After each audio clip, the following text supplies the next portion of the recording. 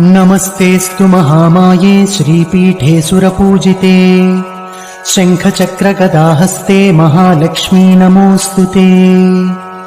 नमस्ते गरुडारूढे कोलासुरभयङ्करी सर्वपापहरे देवी महालक्ष्मी नमोऽस्तु ते।